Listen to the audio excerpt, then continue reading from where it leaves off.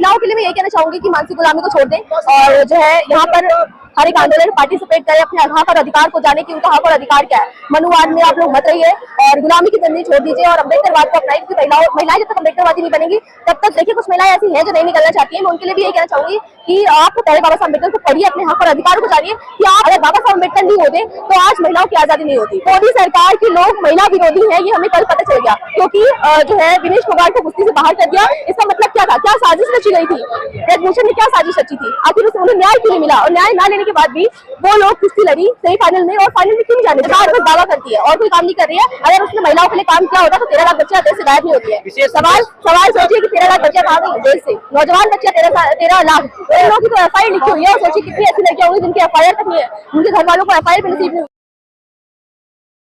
इस वक्त मैं मौजूद हूँ राजधानी नई दिल्ली में और हमारे बीच में कुछ यंग नौजवान अम्बेडकरवादी छात्राएं हैं, बाबा साहब अम्बेडकर के विचारधारा से प्रेरित छात्राएं हैं। आज हम जानेंगे कि बाबा साहब के रियल मूवमेंट से। तो सबसे पहले आपका स्वागत है हमारे चैनल पर।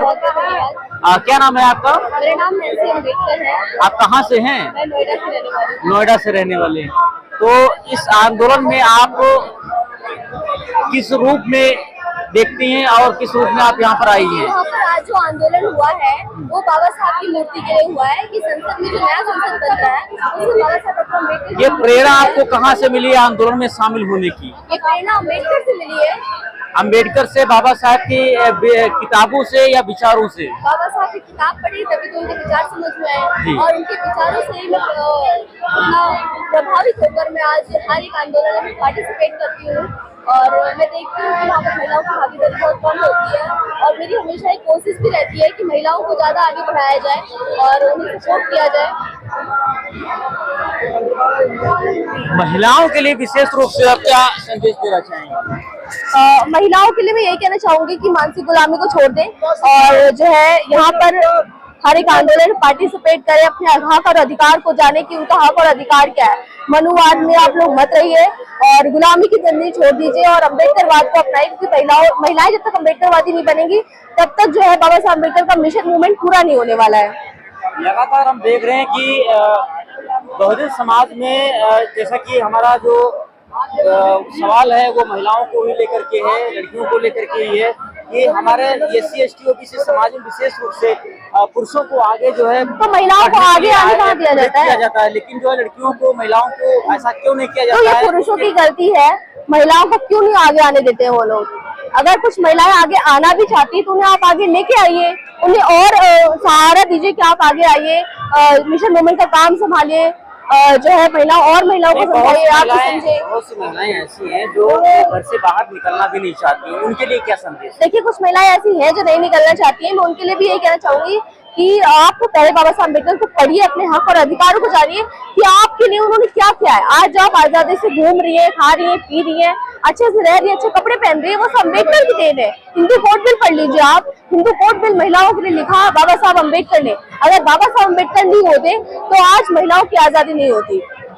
अभी देख लीजिए विनेश फोगाट को किस तरह से निष्कासित कर दिया गया था कल, जो है कुश्ती से 100 ग्राम वजन के लिए। सोचिए कितनी बड़ी मानसिकता है, किसी का सपना टूटा, किसी का क्या पूरे देश का सपना था कि वो गोल्ड लेके आए, गोल्ड मेडल लेके आए, लेकिन पूरे देश का सपना चूर-चूर हो गया है क्योंकि बस उसके 100 ग्राम वजन से उसको निकाल दिया गया। इतनी बड़ी शर्म की बात है और संसद में जाके लोग उस पर किए गए खर्चे गिनवा रहे हैं। कितनी बड़ी शर्म की बात है, उस पर किए गए खर्चे को गिनवा रहे कि इतने खर्चे किए गए और वहाँ पर लोगों जो हमारे खिलाड़ी रह रहे थे उनको AC की व्यवस्था भी नहीं थी। मोदी सरकार तो कह रही है देश आगे बढ़ रहा है, विकास की। मोदी सरकार के लोग महिला विरोधी हैं, ये हमें कल पता चल गया, क्योंकि जो है विनेश फोगाट को कुश्ती से बाहर कर दिया।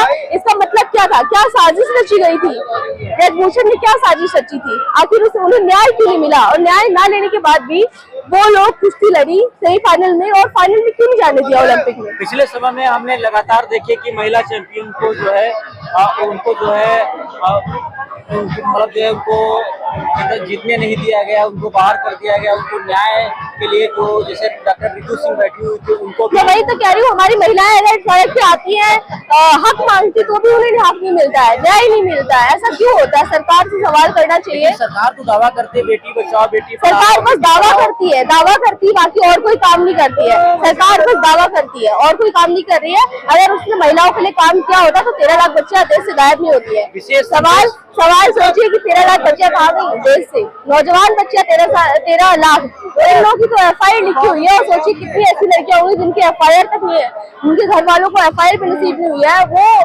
कहाँ गई होंगी? 13 लाख बेटियां कहाँ है देश? समता आवाज टीवी व द बुद्धिस्ट टाइम्स टीवी के माध्यम से देशवासियों से विशेष अपील।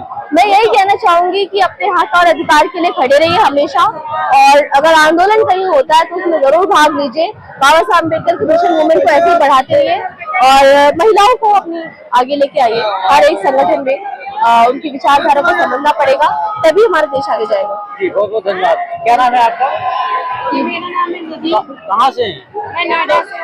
क्या कहना चाहेंगे? मैं यही कहना चाहूंगी कि आज हम लोग यहाँ हैं सिर्फ डॉक्टर बाबा साहब अम्बेडकर जी की वजह से हैं। आज ये जो आंदोलन हो रहा है, ये आपको कहाँ से प्रेरणा मिली कि इस आंदोलन में शामिल हुए? ये हमें प्रेरणा मिली हमारे डॉक्टर बाबा साहब अम्बेडकर से।